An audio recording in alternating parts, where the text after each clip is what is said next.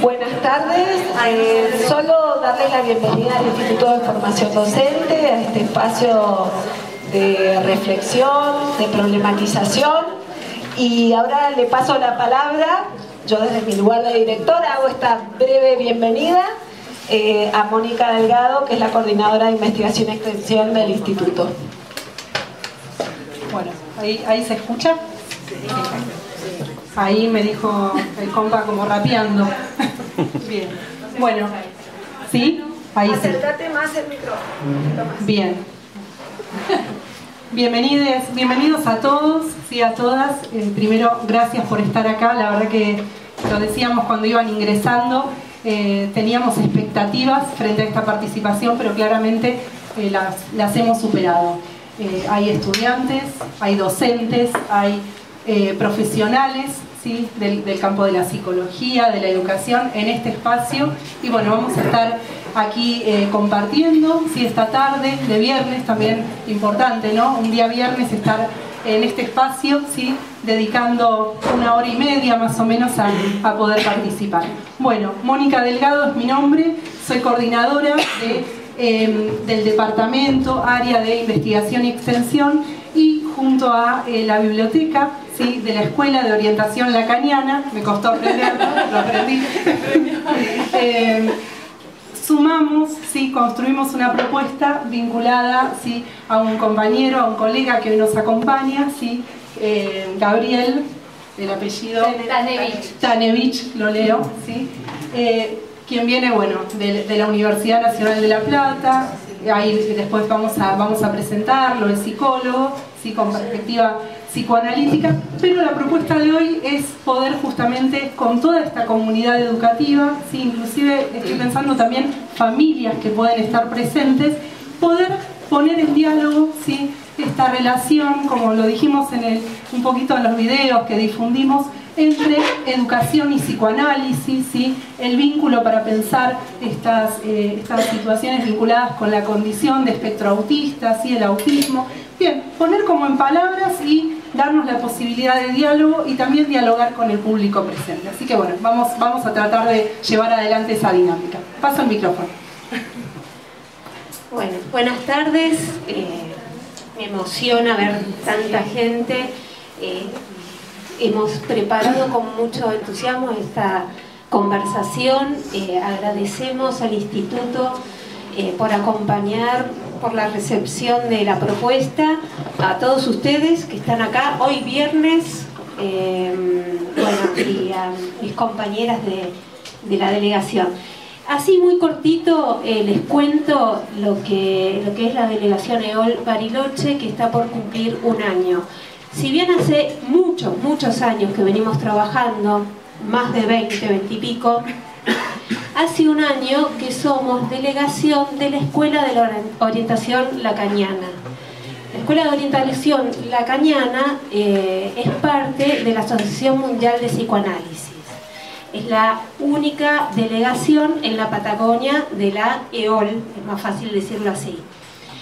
La biblioteca es la pata de la escuela que intercambia con otros discursos. No nos quedamos nosotros enfrascados en el psicoanálisis, sino que salimos a la ciudad, salimos a conversar. Por eso estoy emocionada hoy. La biblioteca también, desde el año 2017, viene trabajando.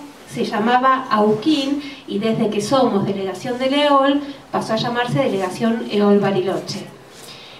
Hay una coordinadora que son nuestras colegas que llevan adelante, junto con todos los asociados y miembros, que es la coordinadora Débora Lázari, que está acá, Violeta Paulini, que está allá, que está en Secretaría de Carteles, Julia Albano, que hoy tuvo un inconveniente, no pudo venir, que está en la tesorería, y después el enlace con la EOL de Buenos Aires es Gisela Smaña.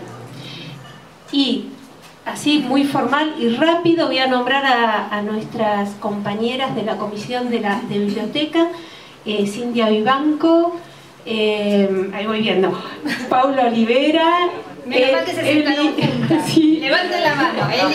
Eli Olivera, Marce Moreno, Claudia Rin, que nos hizo el contacto. Sí, trabajó un montón.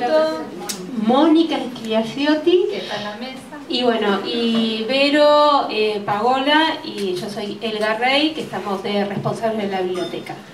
Basta de formalismo, Vero. Bueno, buenas tardes. Bueno, la verdad es que, como decía Elga, eso tenía que decir Elga, lo digo yo. Sí, lo de formación. La escuela, así como ustedes son un instituto de formación docente, o la mayoría de los acá presentes, la escuela forma analistas. Y los queríamos invitar porque hay un curso que es abierto a la comunidad, que empieza el 28 de abril en nuestra delegación, que es Discordia 1019,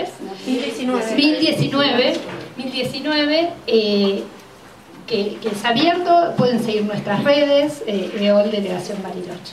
Escritura y lectura del síntoma. Escritura y lectura del síntoma. Bueno, la verdad es que bueno, sí. Estamos contentos porque, como decía Elga, la gran convocatoria, que ustedes estén aquí hoy. Y les contamos un poco cómo surgió esta actividad. Gabriel Tanevich es un colega de la EOL, sección La Plata, y le gusta venir a Bariloche, y nos trajo su libro, que es La escolarización de niños con autismo y psicosis, que tiene una tapa re linda y un contenido mejor. Y la verdad es que dijimos, qué buen tema, porque nosotros estudiamos mucho sobre el autismo, pero este cruce con la escolarización nos parecía más desafiante todavía. Y me parece que se nota por la gran convocatoria, ¿no? Tenemos muchas preguntas, así que no voy a llevar mucho tiempo, pero les quería contar que cómo surgió. Claudia Rin, que es una de nuestras asociadas, nos acercó el contacto de la coordinación. Mónica nos abrió las puertas, espectacular, se reentusiasmó. Enseguida todo fue fácil y bueno, acá estamos. No tenía que decir más nada yo, ¿no? ¿Sí? ¿Cómo armamos la actividad? No, le voy a dar la palabra a Mónica, que es parte de la biblioteca, es asociada a la delegación, es analista practicante, pero además es docente, y entonces pensamos que sería una buena persona para que coordine. Vamos a hacer poquitas preguntas a la mesa, porque nuestra idea es que podamos conversar con el público y que haya muchas preguntas de ustedes, que se animen. Entonces va a haber solo 2 preguntitas para la mesa, que es de lujo, ya saben, para después conversar y que ustedes puedan hacer llegar sus preguntas. Bueno, Mónica, yo doy la opción hasta acá. Te cambio el lugar a Mónica.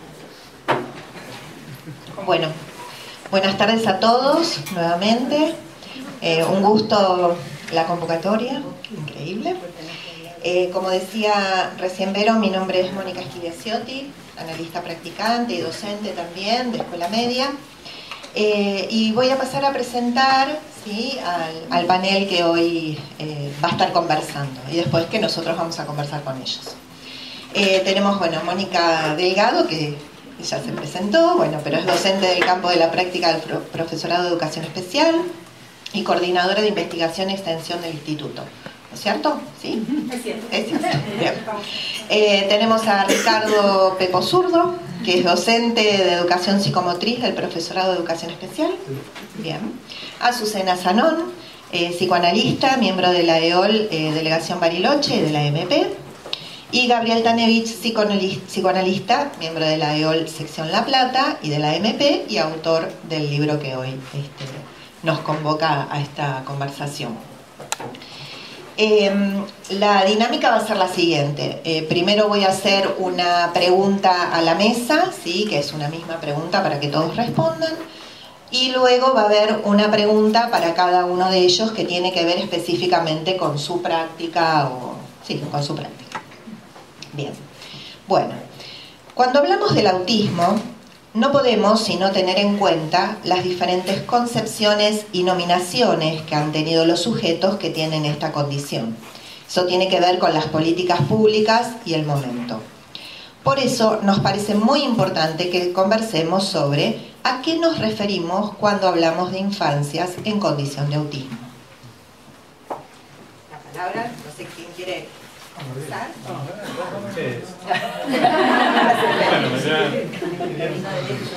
Bueno, buenas tardes. Primero agradecerles bueno, a la delegación Bariloche, a Biblioteca en particular, a Verónica, Elga y al Instituto de Formación Docente por invitarme a participar de esta actividad. Así que bueno, muchas gracias, y a ustedes, que realmente una presencia importantísima para un tema que creo que bueno, nos atraviesa a todos en cuanto a la época. Es algo, hablar de autismo es de suma actualidad.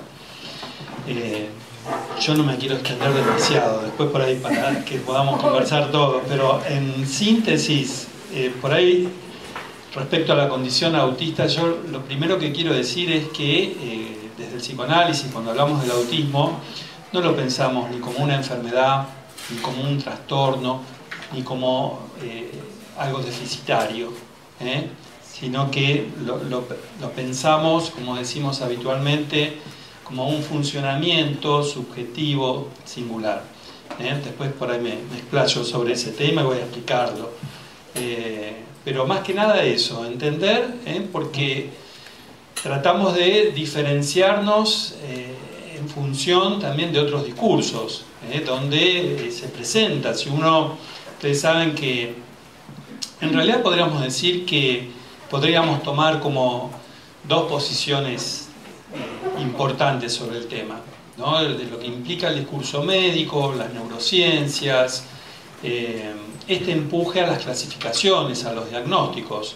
Ustedes saben que antes, no hace mucho, bueno, es como decir, ha ido variando cómo nominar a los niños con autismo. Si bien el autismo es una palabra, ¿no?, bastante, como decir, que tiene sus años, no hasta hace mucho hablábamos mucho del TGD, seguramente lo deben conocer, ¿no?, que son los nombres que se fueron como estableciendo según conforme el manual de psiquiatría, los DSM. Hasta no hace mucho teníamos el TGD, después el TGD no específico, ¿no?, hasta que recientemente aparece el TEA, ¿no?, como trastorno del espectro autismo.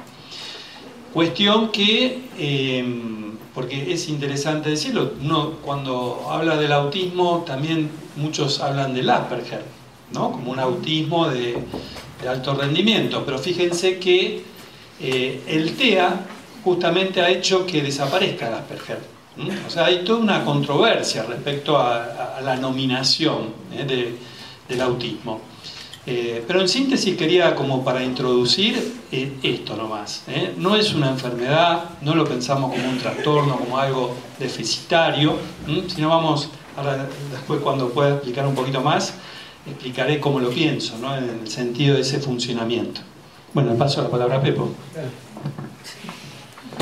Bueno, yo voy a tratar de hacer una introducción y el camino que voy a utilizar es un axioma, ¿sí? ¿Por qué esto? Porque intento plantear, digamos, tanto en mi materia como fuera de mi materia también, que hay otra forma de entender esta lógica, ¿sí? Y la forma es intentar decir algo de esto sin nombrarlo y identificarlo sin localizarlo. Me parece que eso abre. Me parece que las palabras diagnósticas cierran. Y me parece que es realmente una condición muy compleja que interpela nuestro lugar de saber totalmente. Entonces hay que estar más preparados para hacernos cargo de lo que no sabemos. Y me parece que eso plantea esta condición. Nos hace vacilar en nuestro saber. Entonces, y no hay que tener miedo de eso, ¿no? Yo a los alumnos les digo, no tengan miedo que no sepan. Porque justamente ahí podemos hacer algo. Podemos hacer algo cuando no sabemos, podemos hacer algo cuando fallamos. No hay que tener miedo, ¿sí? Entonces la orientación que trato de dar es en relación al síntoma. Porque no hay sujeto sin síntoma. Eso es lo que nos hace, ¿no?, bastante parecidos a todos. Por supuesto, muy diferentes en relación a los síntomas. Pero el síntoma es justamente el camino que nos orienta para tratar de entender algo de lo que no entendemos, ¿sí? Y me parece que se plantea en el lenguaje, ¿no?, como un aspecto importante, se plantea en el cuerpo, ¿no?, y se plantea en la particularidad del lazo social. Me parece que estos ejes son los que nos convocan a pensar y a preguntarnos qué y por qué. En el libro había algo que me pareció interesante. Hay varias cosas que me parecen interesantes. Una es el hecho de cómo se aloja el síntoma, ¿sí?, que es obviamente bastante difícil siempre alojar un síntoma, no es una cosa fácil. Y más cuando el síntoma es muy desconocido para nosotros. Entonces, pero me parece que es la condición necesaria para empezar a hacer algo, ¿no? Esto que en psicoanálisis se plantea como transferencia, en educación se plantea vínculo. ¿Por qué hablamos de crear un vínculo, ¿no? O sea, se crea un vínculo por un lado, por un campo, y por otro lado, lo que se plantea es construir una transferencia. Solo así se puede hacer algo, desde el vínculo y desde la transferencia. El segundo paso, que en general a mí me llamó la atención con la lectura de los casos, que están muy bien intervenidos y desarrollados, es la posibilidad de que haya en estas condiciones la posibilidad de un objeto, ¿sí? ¿Qué pasa con el objeto?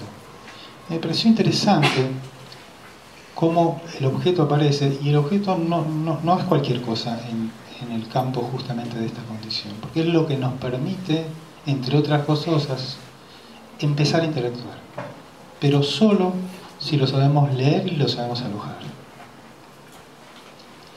Y lo tercero que me parece que es muy interesante, que es justamente la posibilidad que en algún momento, ¿no?, haya una especie de alquimia, ¿no?, de transformación sobre ese objeto, porque es la posibilidad de que se empiece a producir tiempo, ¿no?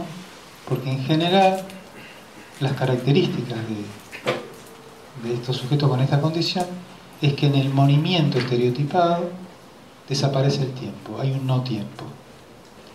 Entonces, de repente, ¿no?, tanto el docente como el analista pueden lograr que algo se conmueva y que empiece a aparecer el tiempo, que salgan esto de la repetición cerrada, ¿no?, que a uno lo conmueve, lo desorienta.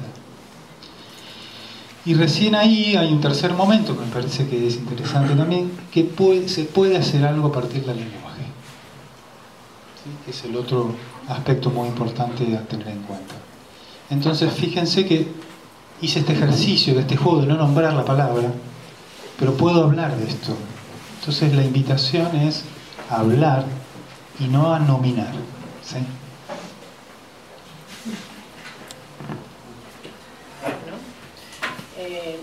Yo sí voy a nombrar. y tengo que confesar algo. Mientras venía para acá, me di cuenta que había escrito la respuesta a una pregunta que no me habían hecho. Así que voy a contarles. Más cerca del micrófono. Voy a contarles lo que escribí y después también lo que pensé que tendría que haber contestado muy brevemente. No se asusten. En el 43, ¿ahí?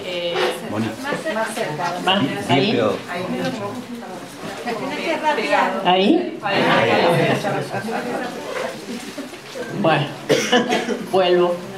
En el 93, Leo Kanner, psiquiatra vienés, radicado en Estados Unidos, se vale de un término utilizado en ese momento por la psiquiatría.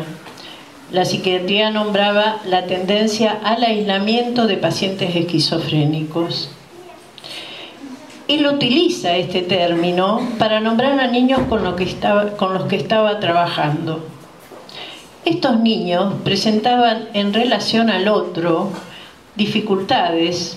Pepo las mencionó, así que salté un poco, pero es una cuestión de no tener conductas espontáneas, falta de reciprocidad, no a la mirada, dificultades en el lenguaje, que de eso seguro vamos a hablar todo el tiempo, así que salteo. De manera que esa ruptura epistemológica dio inicio a lo que hoy nombramos autismo, diferenciándolo de la esquizofrenia precoz, lo que ha llevado mucho tiempo, a pesar de la insistencia de Kanner, de diferenciar el autismo de esquizofrenia o debilidad mental. Se supuso durante mucho tiempo que el autismo era un estado previo a la esquizofrenia grave. Los psicoanalistas, por supuesto, no estuvimos exentos de ello. En cambio, en Europa, luego de la Segunda Guerra Mundial, había muchos niños que estaban institucionalizados por razones obvias.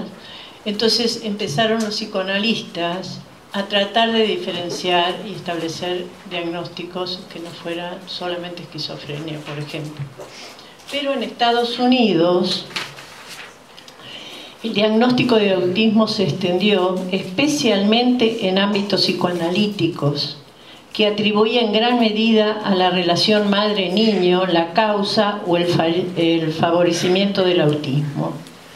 Esta perspectiva de culpar a los padres no es desde el psicoanálisis, es de la, digamos, la socialización del psicoanálisis, es del uso que se hace de lo que se conoce en para ti, yo siempre digo para ti, de lo que se dice en para ti del psicoanálisis. Pero, y lo que propone es una pareja parental ideal. Ahora bien, el término autismo tardó mucho en aparecer en el manual el DSM, que es el Manual de Estadística y Trastornos Mentales. Aparece alrededor del 52, creo, y recién aparece el término autista 30 años después. O sea, en 1980. Ya en 1990 y 2000, el DSM nombra como trastorno generalizado del desarrollo, lo que mencionó Gabriel, a lo que considera 5 categorías de autismo, que también voy a saltear, y ya en este siglo se nombrará TEA.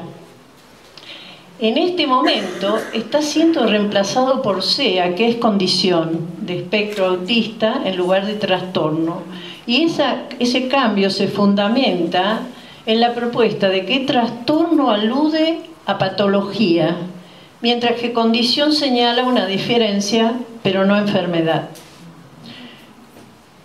Para diagnosticar TEA se tienen en cuenta déficits sociales y de comunicación, bueno, una serie de patologías, digamos, o de síntomas. De esta manera, el diagnóstico de autismo se amplía.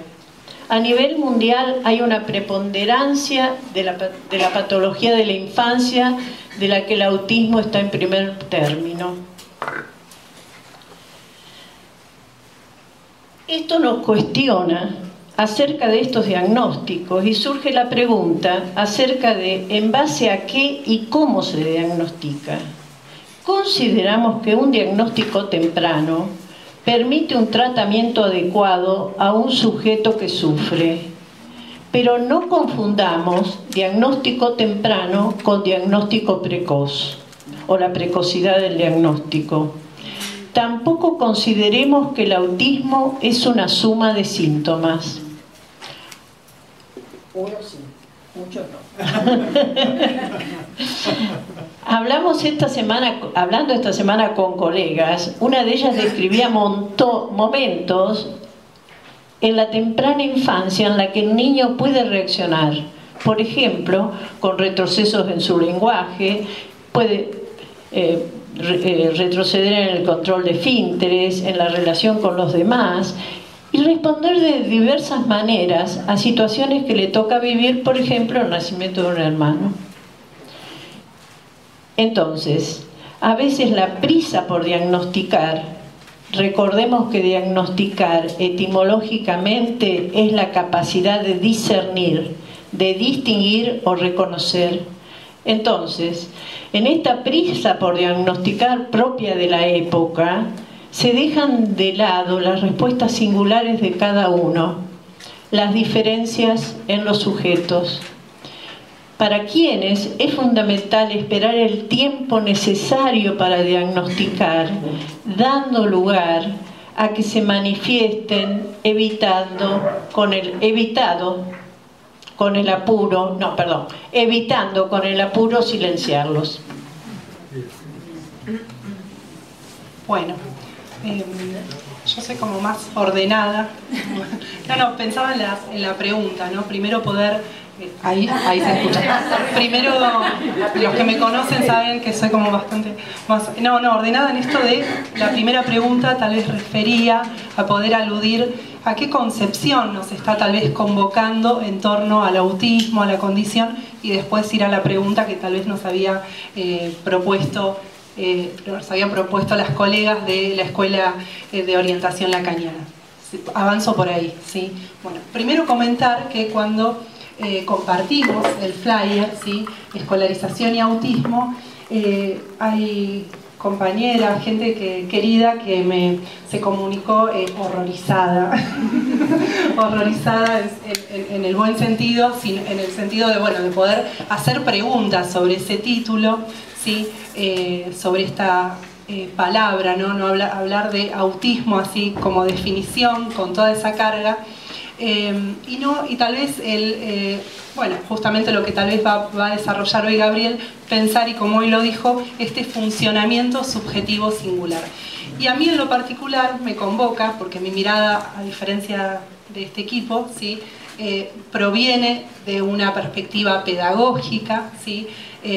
Donde justamente pienso las trayectorias, el acompañamiento, pienso la singularidad, pero también pienso esas diferencias que hacen a esa subjetividad, y a esa subjetividad enlazo con una comunidad, con un grupo, en un espacio áulico, ¿sí? En la institución escolar. Entonces es ahí donde me sirvo. Y decir, justamente en relación tal vez a esa primera acepción que nosotros tal vez desde el profesorado evocamos y expresamos y pensamos esta idea de la condiciones del espectro autista, inclusive hasta me animo a pensar en una práctica que viene trayendo el Ministerio de Educación en términos también de pluralidad de sujetos, ¿no? Y de subjetividades, ¿no? Hay algo ahí en el plural que también me hizo ruido y me resonó. Y hoy justamente compartía con una compañera, con una colega, y recordaba una formación de Flaxo de hace muchos años vinculada justamente a esta idea de la condición, y poder traer justamente ese espectro, ¿no? Esa variabilidad que aparece, y también en esa variabilidad esas cantidades de subjetividades, de modos, de lugares, de moverse, de vincularse, de ser en ese mundo que es el que a nosotros hoy nos está convocando, que es la escuela. Que es la escuela, que es el aula, que es el estar en un espacio áulico, y poder pensar allí también desde la formación docente qué intervenciones tienen lugar y posibilidades, y me animo a pensar que de alguna manera esta perspectiva que hoy se pone a jugar y que, como decían las compañeras al principio, alojamos en este espacio, es una perspectiva más desde donde pensar justamente estas intervenciones que permiten los acompañamientos. Así que desde ahí yo voy a seguir escuchando, y también aliento a que podamos en algún momento, cuando Gabriel pueda avanzar, a generar preguntas, interrogantes, sentidos que nos convoca lo que vamos escuchando, ¿sí? Yo también voy anotando mientras voy escuchando a los colegas, ¿sí? Por ahí. Me olvidé de decir lo que pensé en el auto. No, pensé, ¿qué digo de lo que pensamos de autismo, que es el autismo? Y lo que pensé es que se trata de alguien que no está dispuesto para nada a usar el lenguaje como comunicación, como chiste, como equívoco. Y para eso queda encerrado en una cápsula, en una caparazón que lo deja ¿En serio? Sí. Yo sabía. Eso es transmisión de pensamiento. Eso es. Se defiende con eso. Vamos, Mónica. ¿Querías agregar algo? No. Bueno, excelente. Vayan tomando, como decía Mónica, preguntitas, porque cuando termine la mesa abrimos el juego. Bueno, la siguiente etapa serían las preguntas a cada uno de ustedes. Vamos a comenzar con Mónica. ¿Sí? Volvemos a Mónica. El tema de la escolarización de niños y jóvenes con autismo plantea desafíos significativos en el ámbito educativo, como decías recién. Nos encontramos frente a una gama tan amplia de casos que la escolarización se convierte en una situación compleja y que requiere de la participación de varios actores, ¿no? Familia, docentes, especialistas, equipos interdisciplinarios. Bien, Mónica, ¿qué obstáculos o desafíos encuentra el docente en su práctica áulica? Mónica, agarra el inalámbrico. Probalo, Pepo. Hola. Mira, hola. Prendelo, a ver. Voy con este. No, igual está prendido. Muy bien, ya, rápido. Ahí por ahí está apagado. Lo usa Sí. Pepo. Está apagado. ¿No? Bueno, Hola. Tampoco. pensar, me gusta más pensar siempre en términos de desafíos, no de obstáculos, ¿sí? Si bien las barreras, los condicionamientos están puestos en el camino, pero me parece que la idea de desafío, por lo menos como pedagoga, como docente, me habilita a proyectar, ¿sí? A pensar muchas cosas, e inclusive esta pregunta también me animó a pensar con otros, ¿sí?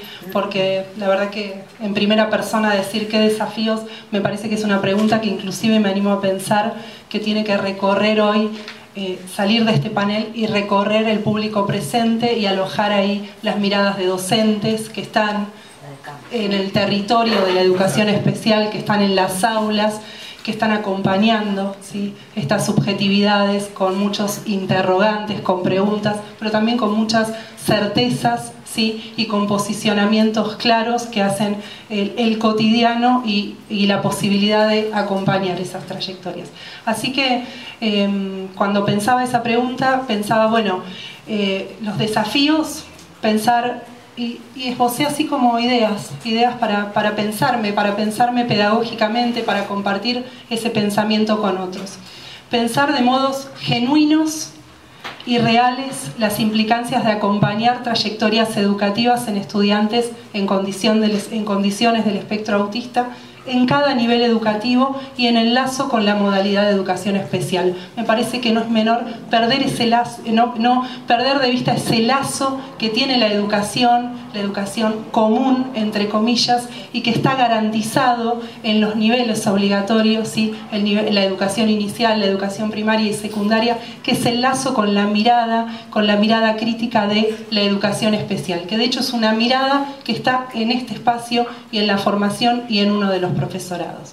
Bien, después pensaba qué ideas, aportes y sentidos viene a traer esta modalidad en diálogo con cada nivel, ¿no? Como que podemos pensar también como sujetos qué me aporta la educación especial cuando tomo contacto con un MAI, una TAE, ahí Gabriel después vamos a son figuras que tal vez aparecen en Buenos Aires y en otros espacios con otros nombres, pero son esos apoyos pedagógicos explícitos, ¿sí? Que tienen lugar en los espacios educativos, institucionales y escolares, ¿no? Cuando hay procesos de inclusión y cuando está garantizado ello. También pensaba qué implicancias... Perdón, voy a mover. Pensaba la importancia de reconocer, ¿sí? La situación áulica, la situación de ese sujeto, la singularidad en un espacio común, ¿sí? Con otros, infancias, adolescencias, juventudes, ¿sí? Y pensaba como una mirada también atenta en la comprensión y las posibilidades de intervención. Los alcances también en una práctica educativa. Vuelvo a lo anterior. comprender y posibilitar una intervención. Comprender implica poder observar, poder sostenerse en una práctica, ¿sí? Y poder ir haciendo como un juego de algunas intervenciones que me acercan, ¿sí?, a esa práctica de sostenimiento, seguramente con errores, con aciertos, ¿sí?, con otros, pero que me permiten, ¿sí?, ir comprendiendo la situación.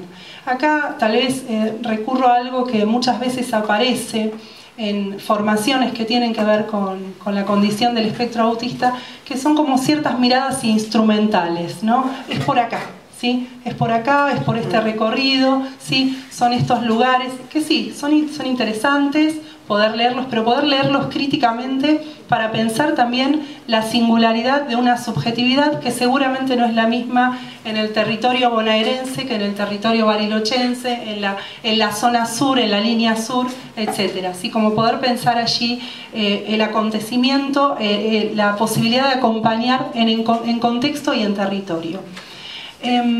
Y pensaba allí en esta idea de los alcances en una práctica educativa, ¿no? Cuando un docente se pregunta y en un momento dice ya no puedo, ¿no? Como que hay algo en el orden del límite, ¿no? Del límite de encontrar que, y nos pasa a veces en intervenciones con adultos, ¿sí? Con adultos en condición de espectro autista, que hay como cuestiones donde, bueno, por supuesto, el ser un adulto nos permite también tener una reposición de información, de experiencia educativa, que hasta en algún punto tiene también como muchas posibilidades. Pero estos límites que en algún punto los escuchamos el año pasado. El año pasado estuvimos transitando un Ateneo, una formación situada en jardines, ¿sí?, en espacios de la educación inicial, y había docentes que decían, yo ya no puedo más con esta situación, la familia acompaña un montón, pero no están los profesionales, ¿no? Estas preguntas que aparecen, y en este sentido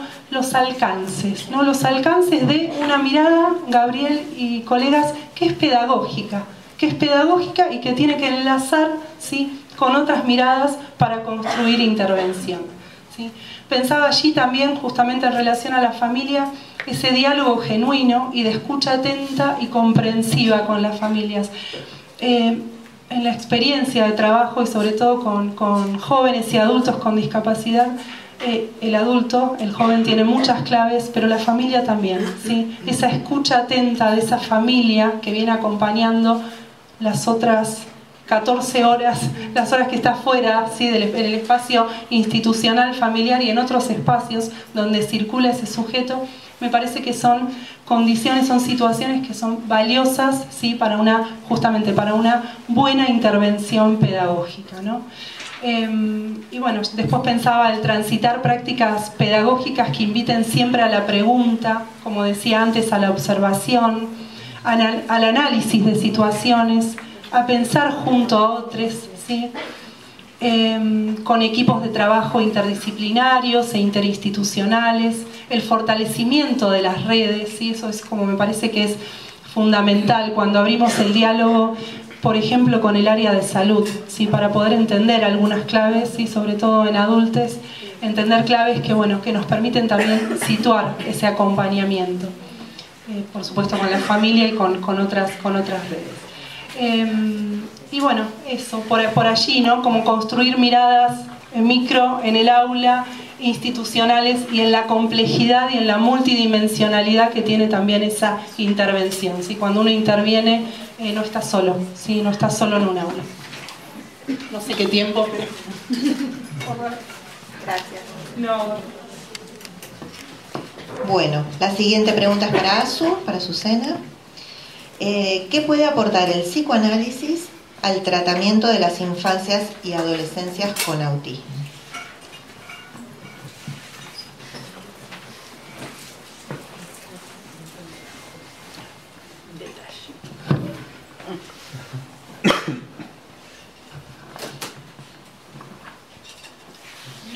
Los psicoanalistas partimos de que el humano, a diferencia de otros seres vivos,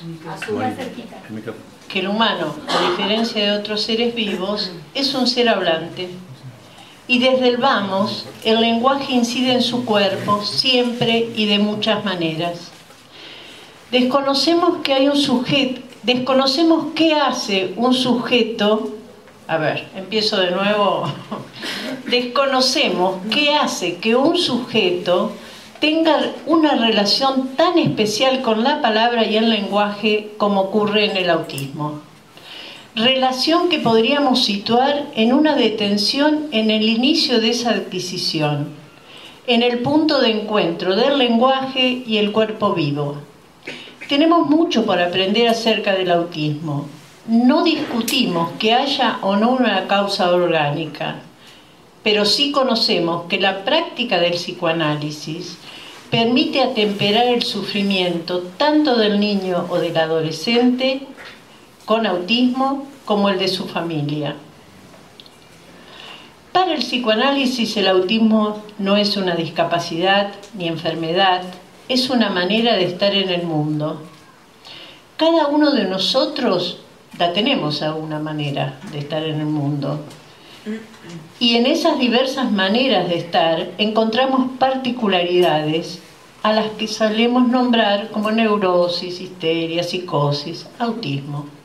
Que lo hagamos diagnóstico puede servir en cuanto a tener idea de cómo dirigirse a un sujeto, pero también ese nombre puede usarse para trincherarse detrás de él, lo que impide relacionarse con un sujeto y conocer sus singularidades, es decir, aquello que hace de cada uno alguien único.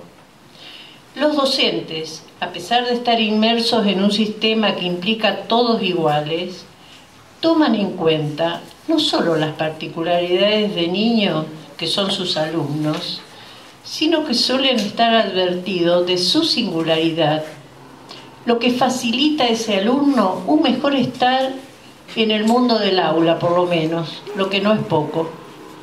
Sabemos que hay sujetos con autismo con muchos impedimentos, motrices, de dicción, de relación con los otros, etc., encerrados en una burbuja, caparazón suele llamarse, y es un desafío para el analista posibilitar la ampliación de ese espacio. Solo podrá lograrlo dejándose enseñar por el sujeto, lo que le permitirá inventar maneras de intervenir y acompañarlo. Y una de esas maneras de intervenir es el intercambio con los docentes, la familia y otros profesionales. Así como el analista recurre a los otros que se ocupan del niño o adolescente, los docentes también se acercan no solo a los padres, sino también al analista.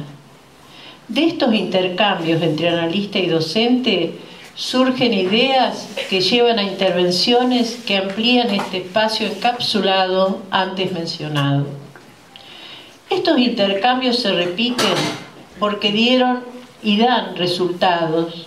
Quizás los podemos considerar como antecedentes de una propuesta desde el psicoanálisis lacaniano, de una clínica del sujeto autista que se llama Práctica entre Varios. Surgió en Bruselas. Es realmente darle forma a encuentros que se venían haciendo entre escuela, familia, analista y otros.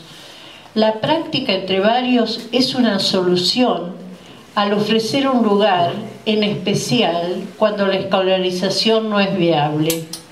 En nuestro país y en otros países hay espacios que siguen esta modalidad. Yo recuerdo que hace varios años acá, desde el Observatorio de Políticas sobre Autismo, pasamos una película que se llama Cielo Abierto, que podríamos volver a pasar en cualquier momento si ustedes están de acuerdo, y otra más que es española sobre autismo, pero esa película Cielo Abierto mostraba cómo se trabaja en una de estas instituciones que es Entre Varios.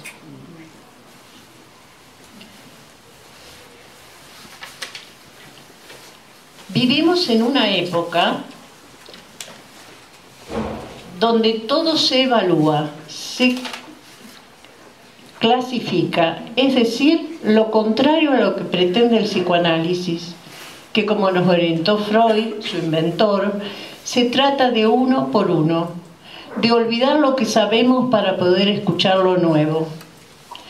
Como me interesa mucho la conversación que podemos armar entre todos, ya casi termino, insistiendo que el autismo no es una enfermedad, tampoco una discapacidad, es un modo de estar en el mundo que el psicoanálisis puede ayudar a ser más viable. Y ahora sí termino con palabras de una colega, Silvia Tendras. Dirigirse al niño autista como sujeto, no como objeto educable, introduce posibilidades de encuentro inesperados, con soluciones que le permitan reinsertarse en el otro de un modo original. En el otro sería, de alguna manera, en lo social. Sin ser encerrados en la discapacidad o en protocolos preestablecidos. Es un tratamiento de uno, pero con otros. Así como lo mencionaba Mónica, ¿no? Que es con otros. Y además, sí, estoy de acuerdo con vos que está toda la parte pedagógica de la que nosotros no tenemos idea. Acá tenés toda la idea. Acá. Están formando. Mónica, ¿me pasas ese micrófono, por favor? Gracias, Azú. Bueno, seguimos ahora con Pepo, le hacemos una pregunta a él. Como docente del instituto, ¿qué te parece importante que un futuro docente debe saber o tener en cuenta para acompañar a un niño con condición autista?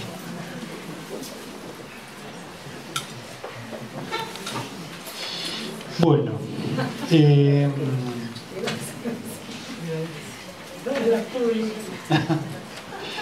bueno, voy a quizás a comenzar con una obviedad. Y la obviedad es, el niño cuando va a la escuela, va con su cuerpo, ¿no? Ahora, ¿qué pasa?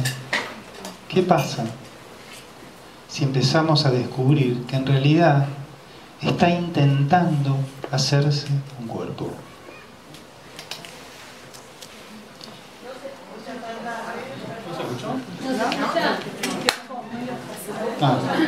A ver, ¿ahí? ¿Sí? Bueno, entonces, una obviedad es, arranco con una obviedad, que es, imaginamos que un niño va a la escuela con su cuerpo, entra, se vincula. Ahora, ¿qué pasa si pensamos que en realidad algunos niños están intentando hacer su cuerpo? Eso que parece tan obvio para nosotros, no es así para muchos niños. Entonces, viven a la escuela y al entorno, no solo la escuela, el entorno, como una amenaza. Lo sienten amenazante. Por algo se agitan, por algo se tapan los agujeros del cuerpo. Entonces, tomar conciencia de esto, ser sensibles a esto, ya para mí es un paso enorme de formación. Enorme de formación. Porque es tener un nivel de observación y un nivel de sensibilidad donde hay que empezar a entender qué es lo que le pasa a ese sujeto. Y el otro punto clave para mí hoy es la agitación y la iniciativa. Porque estamos acostumbrados a ser nosotros los que tomamos la iniciativa. Sin darnos cuenta que la iniciativa la tiene que tomar el sujeto. Y eso es muy complicado, porque eso demanda tiempo. Y a veces no lo hay. La escuela necesita ritmos, tiempos, organización. Entonces, el niño queda por fuera de la posibilidad que él mismo inicie algo que quiere. Nada más. Gracias. Tenías como 3 minutos más si te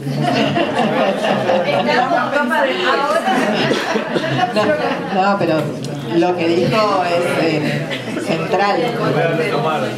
Central. Sí. Bien.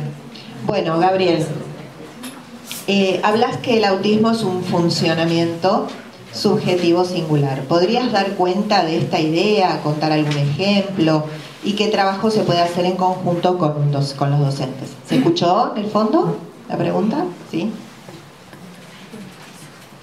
Bueno, la verdad que un placer escucharlos, porque realmente como una, no sé si decir sinfonía, pero va como en cierta consonancia en lo que estamos ya conversando. Les agradezco y mucho, porque bueno, estoy tratando de ver cómo reducir mi idea en poco tiempo para seguir la conversación. Pero bueno, voy a intentarlo. Vos cortame, Mónica, cualquier cosa. Pero bueno, vuelvo a agradecer la invitación. Primero, que la actividad se haya desarrollado acá, que es un instituto de formación docente. Es un instituto de formación docente. No estamos ni en un teatro, ni en un, no sé, ni en la delegación, ¿no?, de Bariloche, o en el campus musical, que es muy lindo también, me encanta. Estamos en un instituto de formación docente, que es ahí donde se produce, podríamos decir, ¿no?, la escolarización, ¿no? Bueno, ustedes están en cuanto a formación docente, pero la escolarización se produce en la escuela, con los docentes, con el cuerpo directivo. Y estar acá en un lugar donde justamente ustedes se están formando, parece que es algo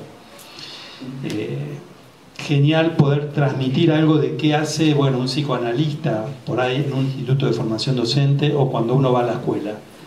Creo que de lo que venimos conversando es clave mantener ese diálogo con otros, donde hay saberes que pertenecen a distintos discursos, pero no quita eso que, bueno, se mantenga el diálogo, la conversación.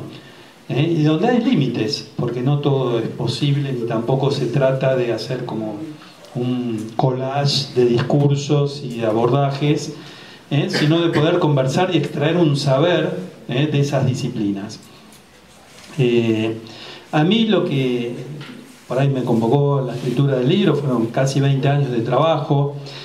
Yo también soy docente, trabajé en equipos de orientación escolar, o sea, conozco también los funcionamientos de la escuela, pero desde mi lugar como psicoanalista, lo que siempre, como decir, uno prioriza es el padecimiento, el sufrimiento, en estos casos de estos niños. ¿Y qué pasa cuando logran o tienen acceso a la escolarización? Porque ese es un punto también a tener presente. No hay un universal para pensar la escolarización de cada niño, sino que, bueno, es un caso por caso, podríamos decir, y no es, que es algo que lo vamos a retomar, sin el consentimiento de ese niño. O sea, por más leyes y, digamos, escolarización, que es para todos, podríamos decir, los derechos del niño, que, ¿no?, hacen a que hoy todo niño pueda ser escolarizado, y en las escuelas de nivel, que ese es otro punto también por ahí a dialogar. Esa escolarización no es sin el consentimiento de ese niño, y agregaría también sin el consentimiento de la institución escolar. O sea, es como una operación, diría, en simultáneo, que se tendría que dar. Yo lo que quería, retomando lo que decía Pepo, bueno, Azucena y Mónica, explicar un poquito qué entendemos por esta condición del sujeto autista. Hablamos del lenguaje, del cuerpo, del lazo con los otros.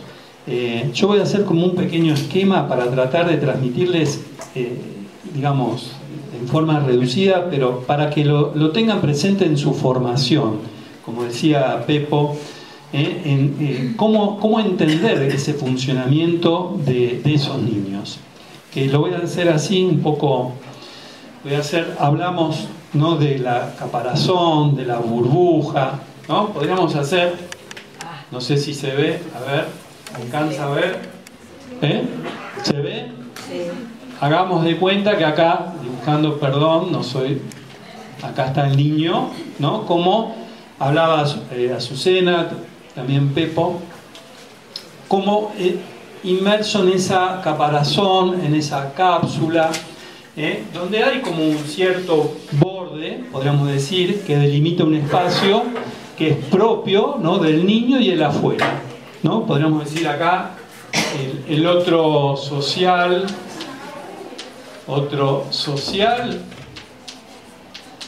como también escolar, ¿no? Lo que implicaría el estar en la escuela. ¿Qué es lo que pasa?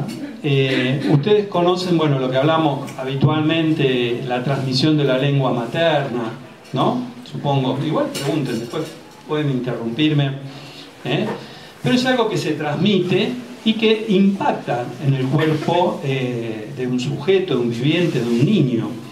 Ese impacto de la lengua sobre ese niño impacta sobre el cuerpo, un poco lo que decía hoy Pepo.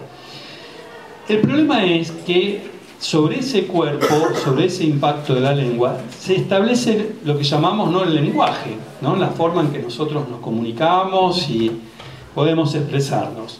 En el caso de la condición autista, no se establece ese lenguaje, como en el caso de otros niños.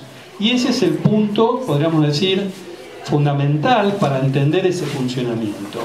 O sea, cuando no se establece el lenguaje, ustedes podrán observar, nos encontramos con una serie de inconvenientes en cuanto a la comunicación, en la relación que tiene ese niño con el cuerpo, como hoy decía recién Pepo, que es fundamental entender que el cuerpo no es un organismo solamente, sino que se tiene un cuerpo y ese cuerpo debe constituirse. Y se constituye a través del lenguaje. Pero como decía, ese lenguaje no se establece, tenemos ¿cómo se las arregla ese niño? Bueno, en esa burbuja, en ese caparazón, es de alguna manera que se protege del mundo externo. Por eso se mantiene aislado. ¿Se entiende? ¿Se sigue? Si no se entiende, levante la mano que trato de explicarme de otra forma. Esta sería como la burbuja.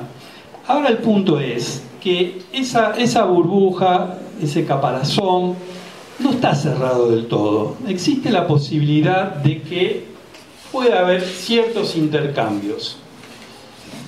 Acá tenemos un psicoanalista francés, Éric Laurent, que él habla de que, bueno, el analista muchas veces, ¿no?, el psicoanalista, se transforma como en ese partener del niño con condición de autismo.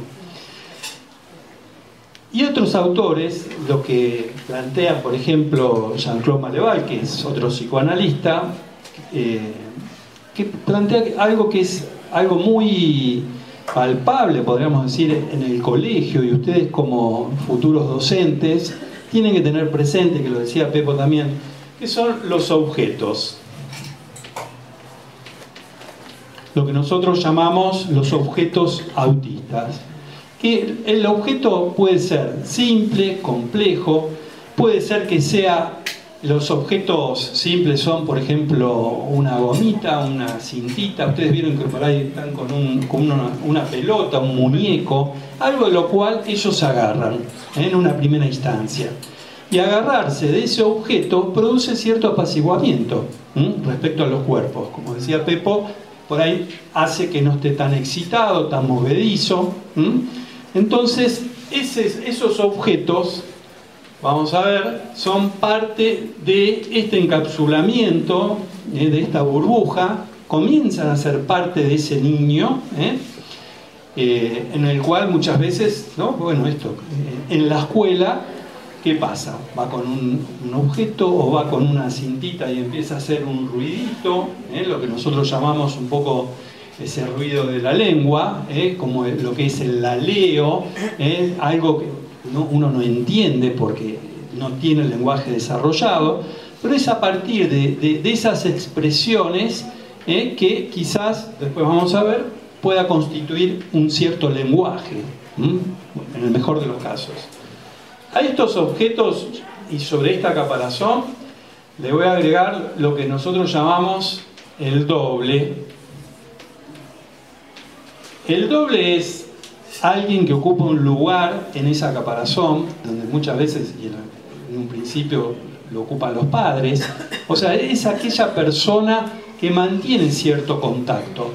Ustedes vieron cómo no hablan, a veces los chicos te agarran de la mano y te llevan y te dirigen, ¿no? No dicen nada, pero te agarran, te llevan, ¿no? Es como que si uno fuera, ¿no? Quien deambula con ellos para direccionar ciertas cuestiones propias de ese niño.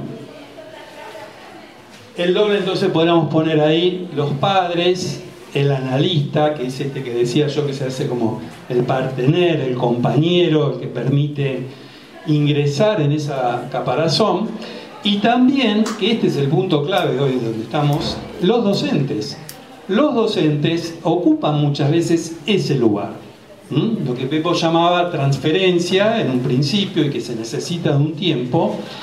Bueno, también se da con los docentes. El docente, vamos a hablar ahora por ahí un poco de la maestra de inclusión, muchas veces también, y hoy, al menos allá en Buenos Aires y también calculo que acá también, muchas veces lo ocupa ese lugar el acompañante terapéutico. Ustedes saben que hay muchos casos en donde están acompañados los niños por alguien externo a lo que es la escuela.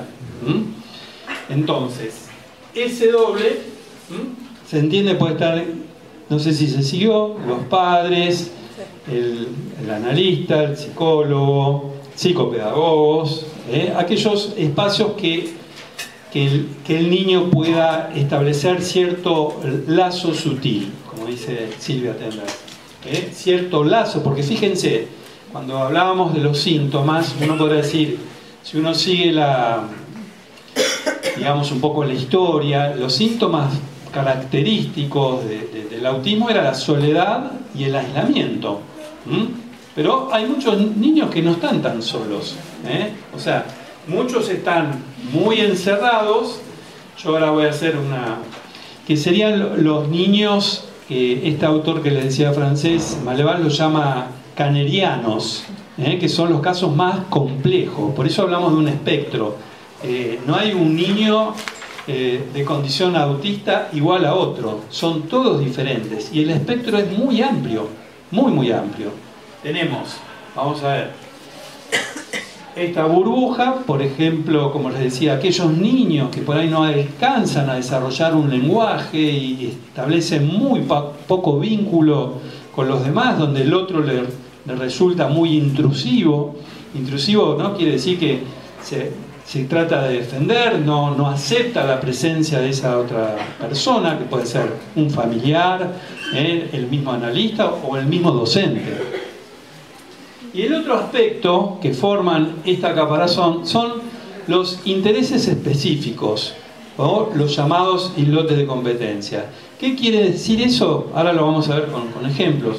Los intereses específicos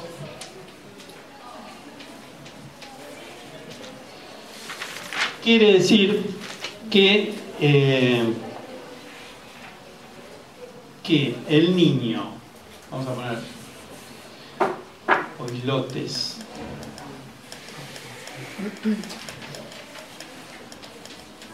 los islotes son aquellos saberes que pueda construir ese niño en algo en particular, en algo que se interese. Ahora les voy a dar ejemplos, y que ese puede ser, ¿cómo decir?, la herramienta para el docente para trabajar en particular con ese niño y establecer un PPI, no sé si acá lo llaman igual, es la sigla conocer, el proyecto pedagógico inclusivo.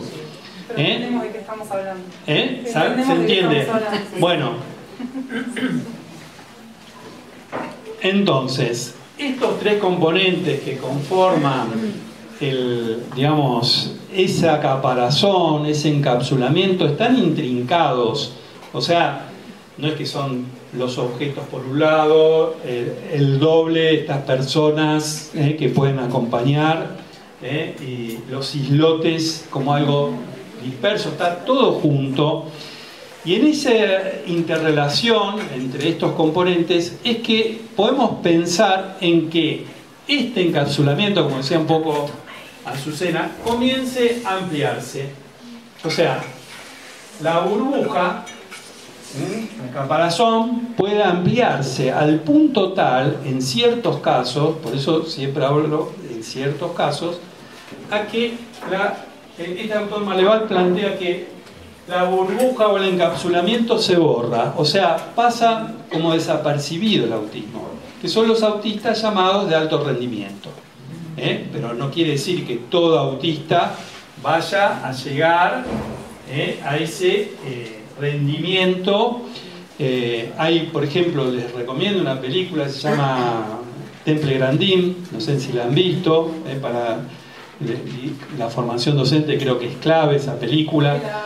Y después hay otra, yo lo trabajo en mi libro, que es el caso Owen, que es un niño que por todas estas dificultades que les decía respecto al lenguaje, cómo se constituyen algunos de estos niños con esta condición en el lenguaje. ¿Y cómo se constituyen? A partir de esas conductas repetitivas. Porque si hay algo que caracteriza al autismo, son esas estereotipias, conductas repetitivas, que pueden ser, como les decía, partimos de un objeto.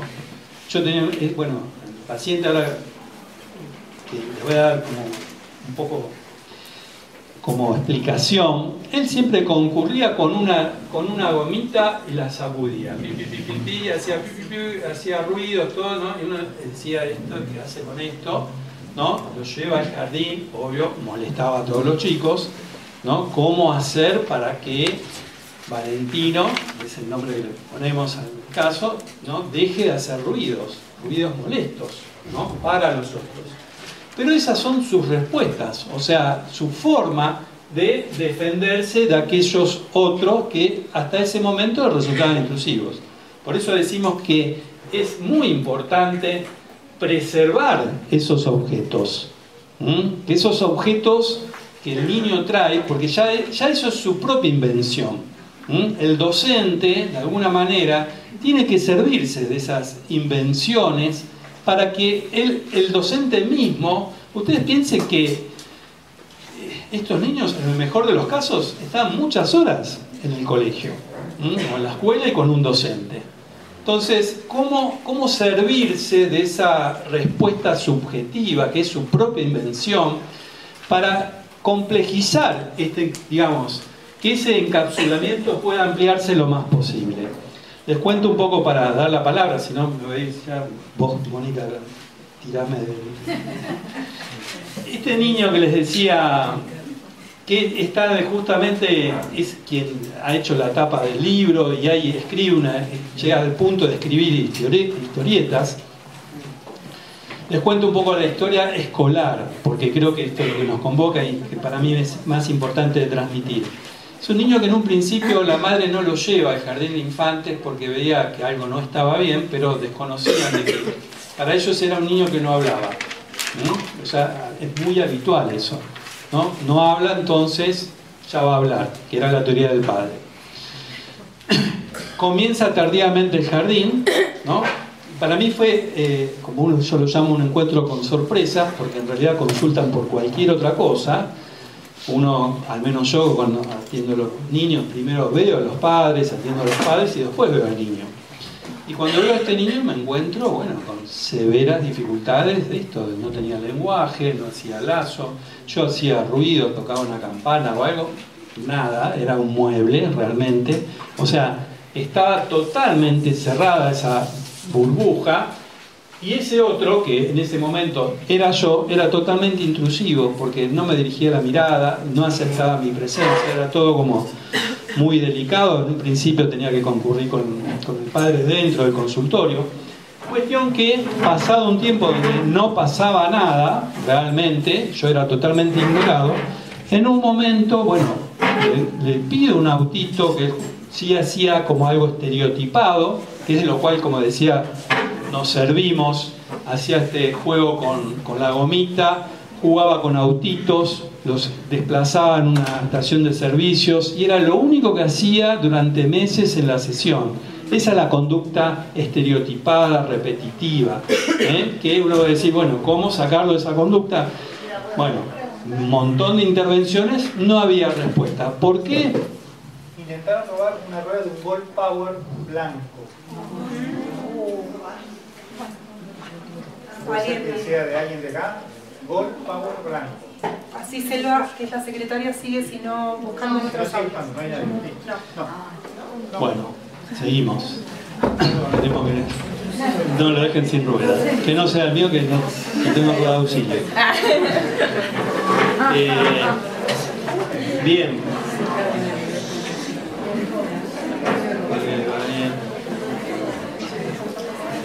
No pasaba nada, como les decía. En un momento yo le pido un autito que él utilizaba siempre, un auto rojo, le digo alcanzar. Y es la primera vez, después de casi 6-7 meses, me dice auto rojo. Así, muy palabras, no lo dice así de claro, pero lo pude entender.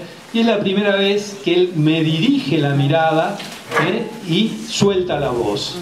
Que ese es el problema mayor de esta cuestión de al no tener un lenguaje, se refugian de tal manera que no sueltan su voz, no la sueltan. Entonces, es la primera vez que se establece un lazo donde yo ya, es como decir, consciente de ese otro.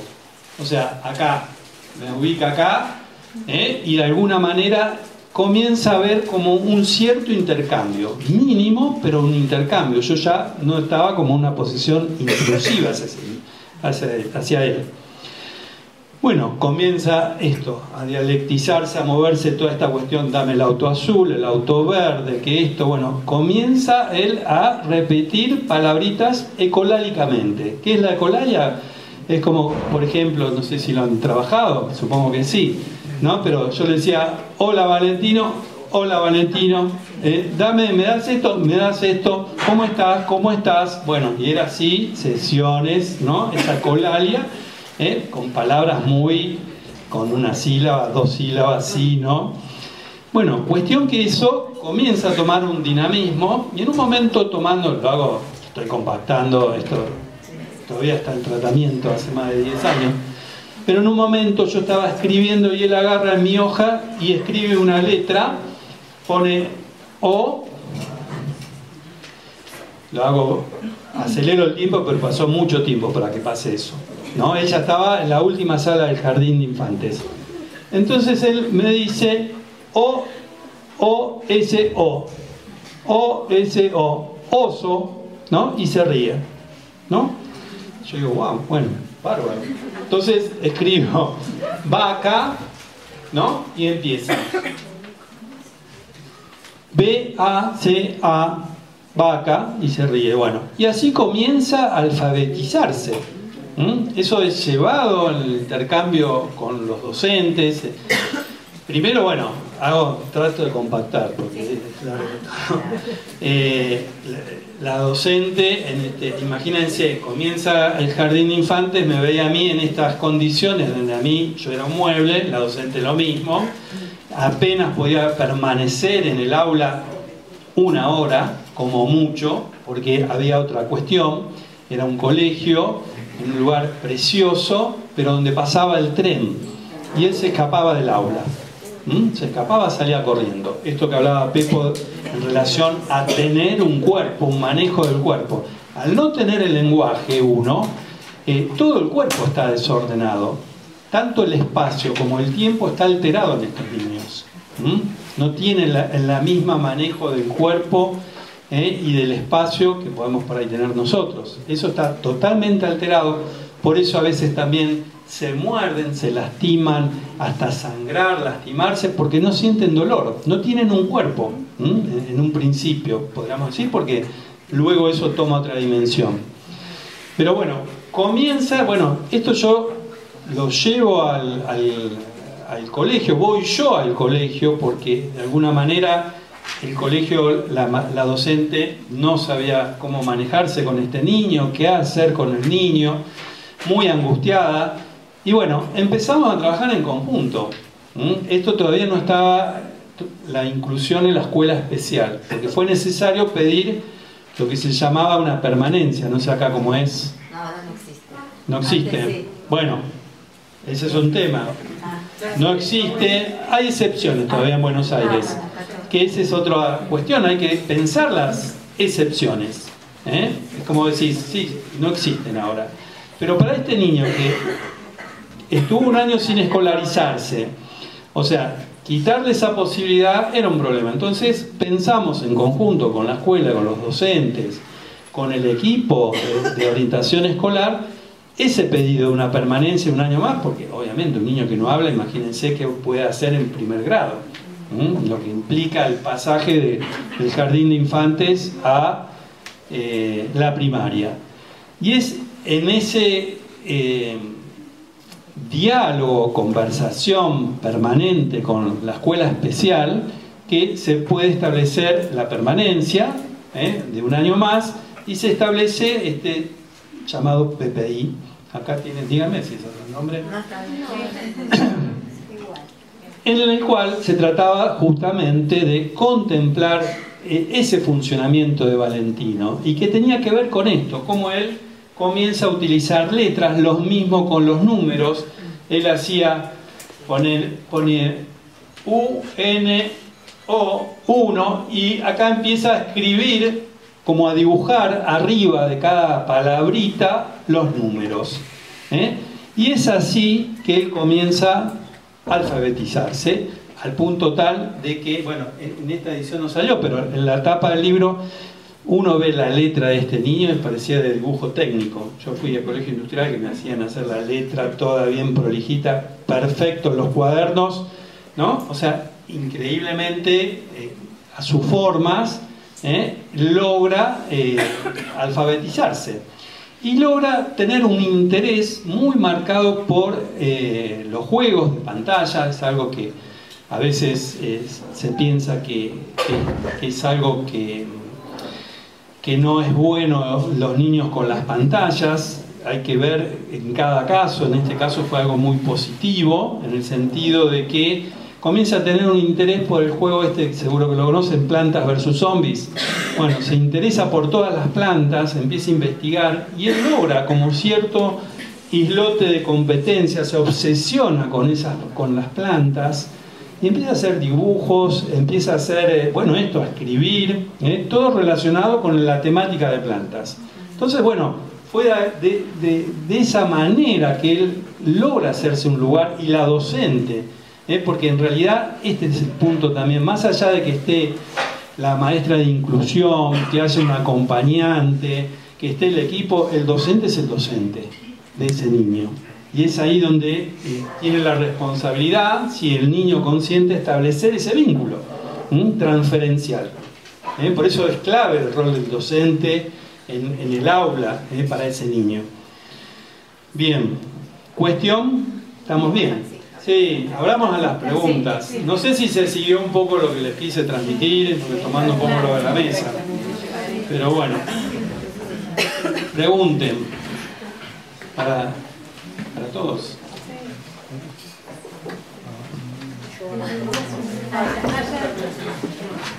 Cuando vos decís que se alfabetizó, decís que usa las letras, pero comprende lo que...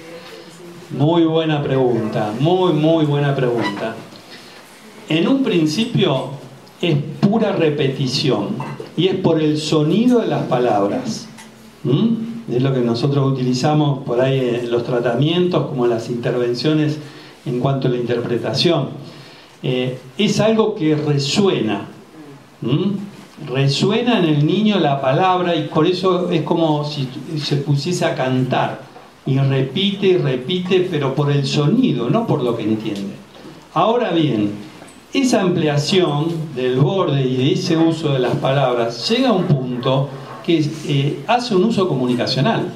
Por eso, a veces que esto decimos, no hay lenguaje, no es tan así. Es un lenguaje particular, que tenga dificultades, que no haya metáfora, que quede como un sentido muy literal, no quiere decir que ese niño no pueda establecerse en un lenguaje y comunicarse, leer, escribir. Pero está muy bien tu pregunta. ¿Se entiende la respuesta? Sí, que va a cuento de lo que acaba de decir. ¿Qué estatuto para la risa que dijiste que después que decía oso se reía, vaca se reía? ¿Cómo lo podemos pensar? Bueno. Perdón, sí. Por la resonancia en el cuerpo. Y sí, claro. Así al menos lo pienso. Es algo que toca el cuerpo. La risa es algo que toca el cuerpo y que, si bien no hay una noción del concepto, es algo que, bueno, incorpora en esa caparazón, en ese encapsulamiento, como modo de, bueno, también de estar, por ejemplo, en el colegio de una manera grata para ese niño, no como algo intrusivo ni impuesto, sino que es algo que vivifica de alguna manera el estar en el colegio para ese niño.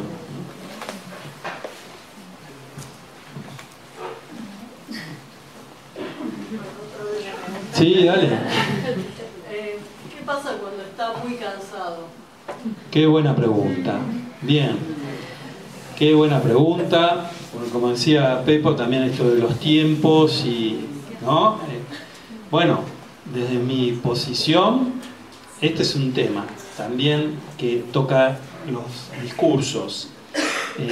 Pasó con un niño, bueno, de otra ciudad, que no es de La Plata, pero la docente, no la docente, la directora decía que tenía que cumplir sí o sí el horario, que eran las 4 horas. No podía irse antes, de ninguna manera, ¿no? Por la cuestión del horario escolar. Bueno, conversando con la docente, porque ¿qué pasaba? Este niño estaba agotado, no podía estar en un principio más de 40 minutos en él. ¿Por qué? Porque empezaba a revolear sillas, a tirarse en el piso, a gritar, o sea, era imposible. Bueno, la directora hacía lo que podía, se lo llevaba a un lado, a otro, le pegaba patadas, gritaba, se mordía. Bueno, hubo que trabajar y mucho con la directora de la institución para explicar un poco esto, cómo funciona, de qué se trata, de optimizar ese tiempo que pueda estar en el colegio. Desde mi respuesta es, obviamente, a nombre propio te digo, pero hay que respetar los tiempos que pueda estar el niño en el colegio. Después voy a concluir con algo por ahí más para discutirlo con los docentes, pero es fundamental ser respetuoso de cómo ese niño funciona y cuál es el tiempo posible para que pueda estar y que no sufra, porque ese es el punto, al menos de lo que nos tratamos de ocupar. No tanto, yo creo que lo que aprendí y que me enseñó y mucho las escuelas especiales de este intercambio fluido ha sido eso también, que hay una incidencia de, digamos, de los tratamientos que puedan tener estos niños con la escolarización, con la alfabetización y su inserción en el colegio. O sea, hay un ida y vuelta, porque también en este aprendizaje de los niños y los docentes, también eso me ha servido en los tratamientos. No va por... Es como decir, hay como un anudamiento en ese punto. ¿Puedo hacer una pregunta acá en el fondo? Por supuesto. En realidad dos. Una, como docente no puedo dejar de pensar en la práctica, en la tarea de estar. Y eso me llevó, no conocía la figura del doble. Si el docente puede ser doble, porque como docentes estamos con 20 alumnos, corriendo atrás de 20. Bueno, eso por un lado, el docente como figura de doble. Por el otro, son chicos o chicas muy institucionalizados, que el hospital, que el psiquiatra, que la escuela. ¿Qué opinión tenés de la escuela especial como función? Bien, qué buena pregunta. ¿Tu nombre es? Ariel. Ariel, bueno, gracias. El docente, por supuesto, que puede ser y ocupar ese lugar de doble. Cuando logra eso es lo que podríamos decir el vínculo con ese niño. El doble sería, ¿no?, en términos más familiares, es el vínculo. Hay docentes que no pueden establecer vínculo por varias cuestiones propias, temores, desconocimiento, o esto que yo cada vez que voy al colegio, a mí nadie me formó para esto, no sé qué hacer, como decís vos, tengo 28 chicos más, ¿no?, que tengo que atender, porque es esa, el docente solo con un niño no está, y el proceso de escolarización es para todos, no es para la singularidad de ese niño. O sea, ¿cómo hace el docente para contemplar una escolarización, ¿no?, cuando es para todos? Y nos encontramos con niños con estas condiciones.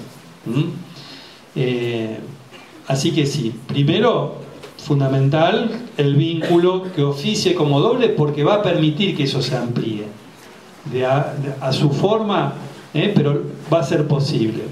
Después, respecto a la escuela especial, allá en Buenos Aires, hablo por eso, allá también, como hoy hablábamos con Mónica, en Cava también a veces es diferente. Hay niños, es como decir, la legislación hoy apunta a que vaya a la escuela de nivel, y depende de las características de ese niño si eso es posible o no. Yo insisto, por ahí va un poco, pueden cuestionarlo, pero hay niños, el libro toma un caso de tal gravedad que era imposible ser escolarizado.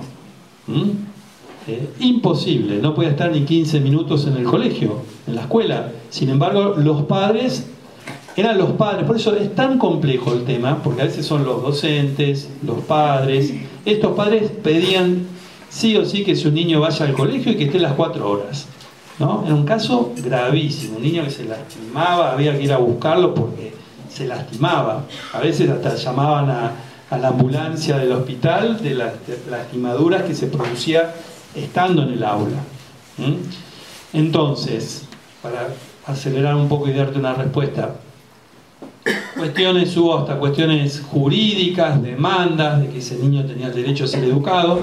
La madre, luego de un tiempo, bueno, y de poder tratarse, ella pudo rectificar esa posición, y lo que se logra, como de alguna manera, es después la madre quien lo retira de la escuela de nivel y el niño empieza a concurrir a la escuela especial.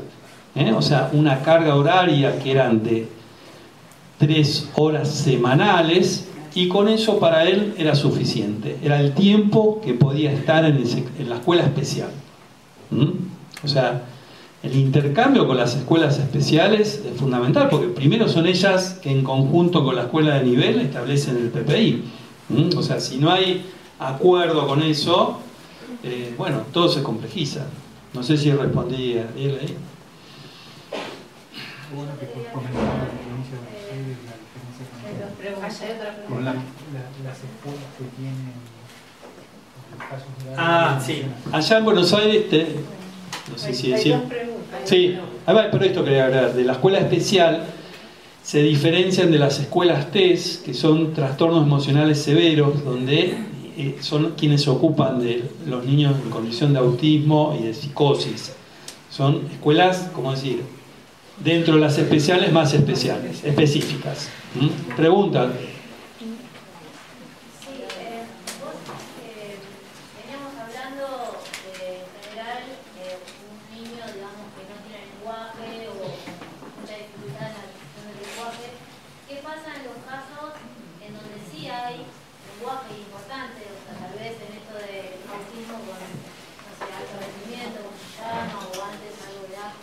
Sí. ¿Qué pasa cuando el niño manifiesta que sí quiere estar en la escuela y quiere quedarse, y es al revés, que es el directivo el que dice que no, porque tal vez le cuesta y tal vez igual está incómodo, o dice que se aburre, o dice que ellos no lo vieron, o tal vez ya lo sabe, y entonces como no puede con esto de su cuerpo y demás, molesta o empieza a hacer igual, entonces en vez de ver estos mecanismos de cómo hacer para trabajar eso, se lo corre y se le reduce el horario, pero el niño está pidiendo que quiere ir.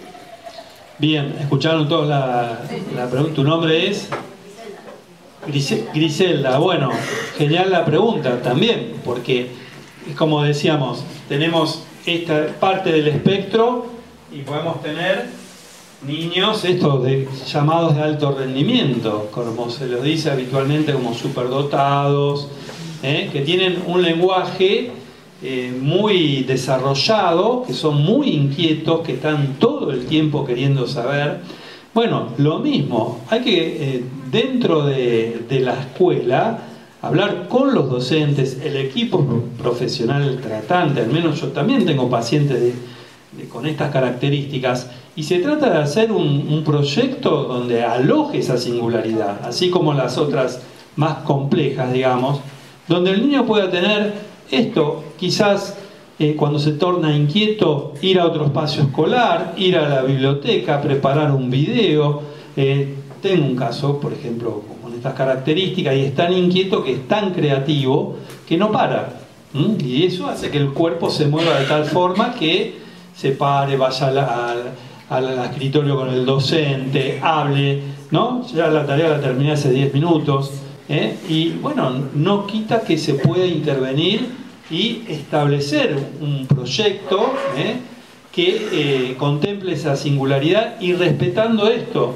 ¿Cuál es su interés? ¿Qué lo inquieta a ese niño?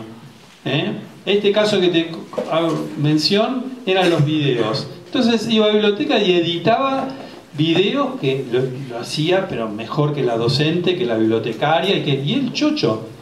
O sea, estaba a full, no paraba, a veces ni iba al recreo para hacer la edición de esos videos.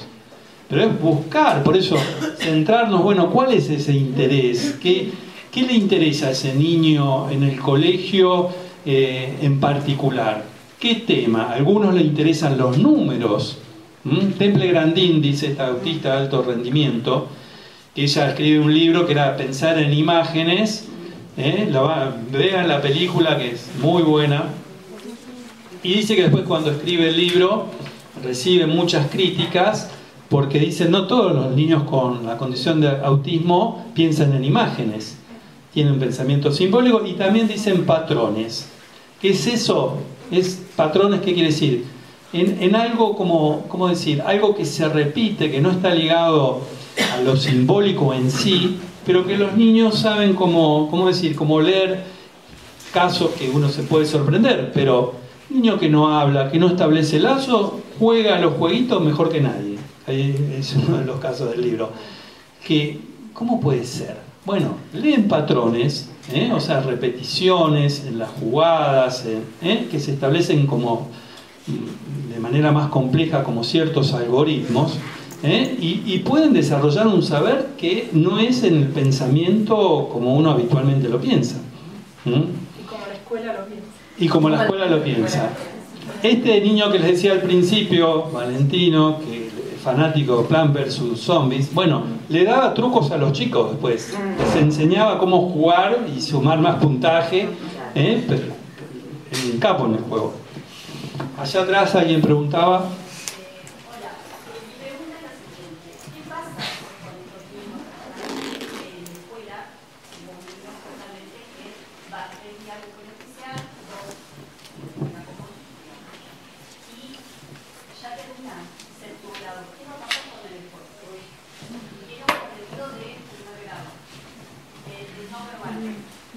¿Cómo? No te escuché lo último.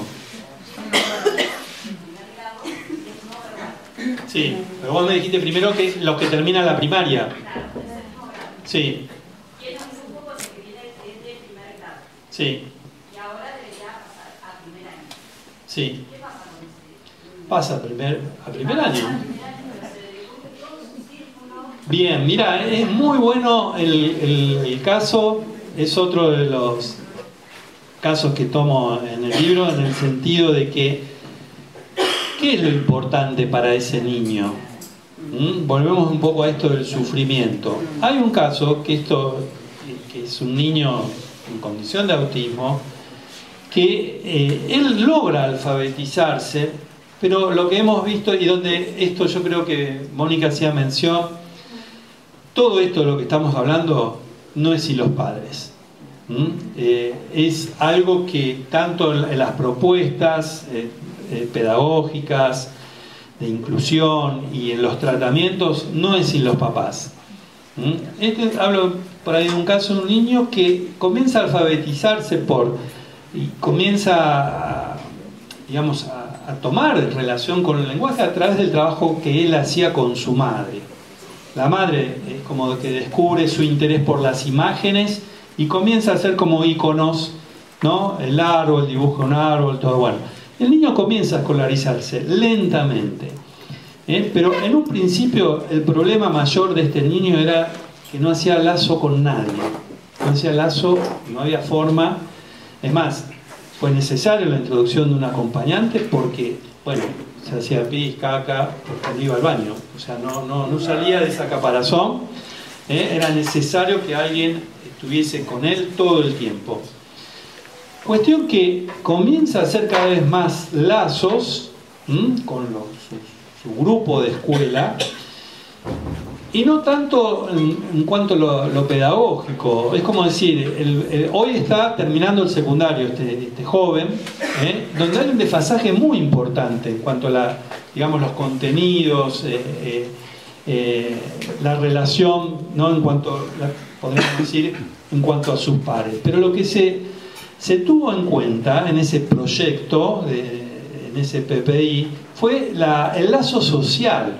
Este chico era como el lazo, es como decirle, es el caso contrario a los autistas de Kanner, porque logra hacer un lazo tan importante que lo que se primó, digamos, cuando pasa de la primaria a la secundaria fue eso.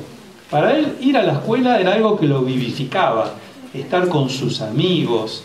Él, bueno, preparaba las clases, se juntaba en grupos. Bueno, comienza eso, a establecer un lazo. Y se dio esa prioridad porque era lo que a él lo hacía sentir bien. Y se dejó de forzar, digamos, en cuanto tiene que aprender, no sé, la tabla no sé, aritmética. Él hacía todo a su forma, con la adaptación curricular, la forma de evaluarse, pero el lazo que él hizo con sus compañeros, es más, ahora viene a Bariloche, de estos viajes de egresados, con su grupo. Lo que primó ahí pienso, en una escuela secundaria, que también es obligatoria, y la posibilidad de la experiencia pedagógica, ¿no? Frente a justamente la posibilidad que tiene hoy este nivel secundario, que no es que llegue a ciertos conocimientos en el área de matemáticas, ciertos pensamientos abstractos en el área de sociales, sino transitar esa experiencia pedagógica. Pensaba allí en relación a lo que decía la compañera también, me quedo pensando en la experiencia de articulación del puente entre la escuela primaria y secundaria, ¿no? Y ese puente que justamente acciona en configuraciones, en apoyos que permiten esa continuidad. La experiencia que relata la compañera podría ser una experiencia abrupta de desarticulación, de desarme. Es que también entonces, las hay, sí.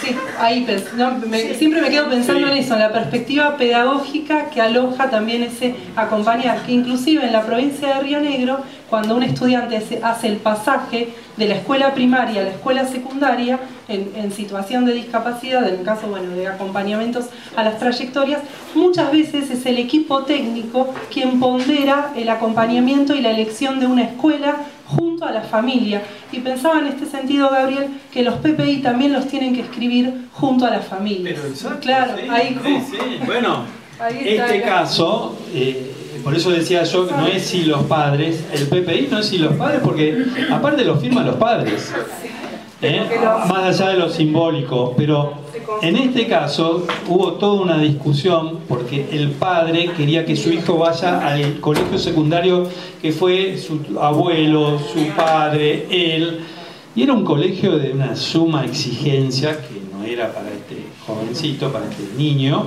Y hubo que trabajar eso con la familia, que era lo mejor para José, se llama el nombre de ficción, podemos decir, que era lo importante para ese niño. Por eso digo siempre, contemplar eso, ese funcionamiento, cuando llaman la pregunta, ¿no? de ese funcionamiento subjetivo, de eso es lo cual hay que ser muy respetuoso, que es lo mejor para ese niño.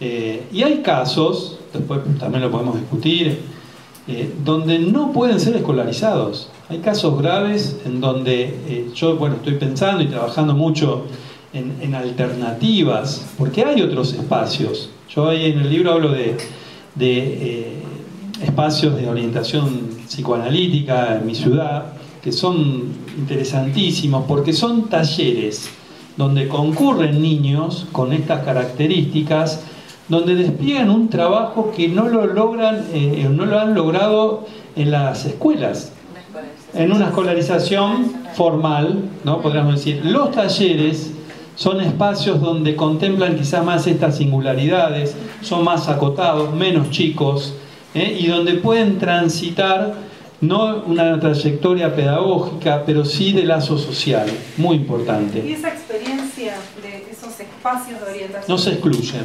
¿No se puede llevar a Claro que sí, bueno, y sí, pero ahí está el tema. Por ejemplo, varios pacientes concurren a estos talleres. ¿Y qué se ha hecho? Bueno, ¿cuánto puede estar, es como decir, haciendo cuentas, ¿no? Pero ¿cuánto puede estar José en el colegio? 3 horas. ¿En esa escuela? En esa escuela, 3 horas. ¿Cuánto puede estar en esos talleres? 6, 7 horas. Hay casos donde los chicos quieren quedarse ahí. Entonces, es ahí donde se logra esa articulación entre la trayectoria pedagógica, la escolarización y otros espacios que son por fuera. Creo que esa, yo lo pienso hoy como la apuesta hacia un futuro. Y por sobre todo, que es otro tema que estoy investigando actualmente, ¿qué pasa con los adultos en condición de autismo? Cuando se acabó ya la escolarización, o sea, el proceso de escuela, el jardín, primaria, secundaria, ¿qué hacer con los adultos en condición de un autismo? Que es algo muy complejo. Tenemos que volver. ¿Puedo hacer una mención? Sí, obvio. Que yo pensaba, trabajando en diferentes niveles educativos con chicos con estas características y siguiendo, bueno, con Moni hemos estado en la Facu, cómo está buenísimo cuando desde la escuela también se piensa en el proyecto de vida, o sea, porque digo, son sujetos que van a tener toda una vida más allá del nivel educativo en el que estén. Entonces, esto de los islotes, pensando como en el más allá de después de la escuela también. Bueno, no, esto nomás. Sí, por eso lo de los islotes es algo fundamental. Hay niños que se desarrollan en un oficio. Tengo pacientes que son programadores, se dedican también, trabajan para empresas yanquis con el tema de los juegos, que tienen puntuaciones. O sea, no sé si están un poco enterados, pero ponen a jugar jóvenes a ver cómo mejorar ese juego y se ocupan de eso. O sea, ese es el islote de competencia que hay que, como decir, capturar de alguna manera en el buen sentido y que lo puede hacer un docente. El docente nos enseña también en ese tiempo que está con los niños. Bueno, gracias, Gabriel. Vamos finalizando esta conversación tan interesante y le pedimos a la mesa, a cada uno de los integrantes, si quieren cerrar con alguna frase, alguna palabra en particular.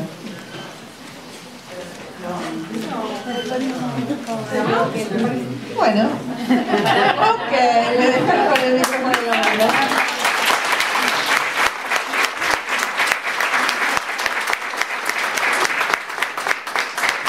Les comento que acá adelante estamos desde la EOL vendiendo algunos libros y está el libro de Gabriel también por si alguno lo quiere adquirir. Gracias.